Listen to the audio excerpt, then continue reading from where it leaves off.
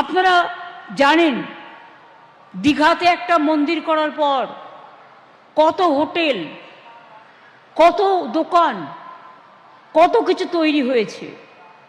আমার মনে আছে আমি যখন রেল মিনিস্টার ছিলাম, Digha Tamluk rail line, Eklakhi Balurghat rail line, Howrah Bargachhia Munshirhat line, Balurghat Eklakhi, এগুলো সব আমার সময় করা। আমি একটা রেল লাইন করতে গিয়ে দেখেছিলাম একদিনে 600 হোটেল তৈরি হয়েছিল। আর যত মেট্রো রেলওয়ে দেখছেন কলকাতা ঘিরে, হাওড়া থেকে কলকাতা, বেহালা থেকে দমদম, দক্ষিণেশ্বর থেকে নোয়াপাড়া, নোয়াপাড়া থেকে বারাসাত, এগুলো সব আমার হাতে উদ্বোধন করা। এবং এর জন্য আমি যখন রেল মিনিস্টার থেকে চলে আসি টোটাল টাকাটা রেখে এসেছিলাম, প্রায় 2 লক্ষ কোটি টাকার বেশি। কারণ আমি জানতাম এমন একটা জায়গায় সংরক্ষিত রাখলে যা কোনোদিন কেউ চেঞ্জ করতে পারে না। রেলের একটা বই আছে, সেটাকে বলা হয় পিঙ্ক বুক। সেই পিঙ্ক বুকে রেখে দিয়েছিলাম যাতে আমি কোনোদিন চলে গেলেও এই প্রজেক্ট যাতে বন্ধ না হয়ে যায়। এটা ঠিক আমি থাকলে 2 বছরে করে দিতাম।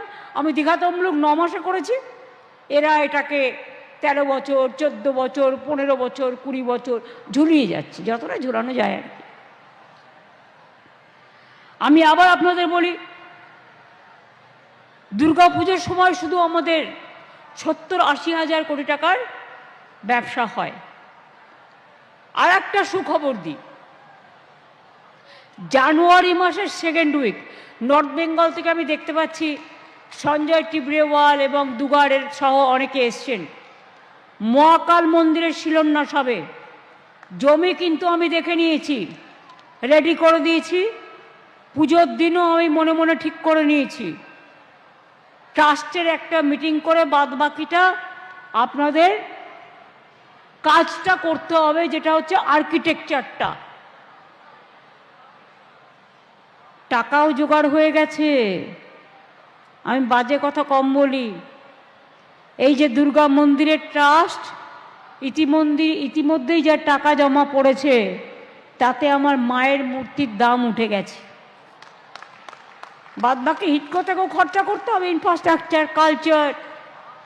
আমাদের 250-300 কোটি টাকা নানা রকম সাংস্কৃতিক অনুষ্ঠান, ইনফ্রাস্ট্রাকচার, ট্রান্সপোর্ট, কার পার্কিং, এগুলো তৈরি করতে হবে। সুতরাং আপনারা জানেন এর আগেও আমরা করেছিলাম দক্ষিণেশ্বর স্কাই ওয়াক, কুশল আমায় বলেছিল। তাছাড়াও 100 কোটি টাকা আলাদা দিয়ে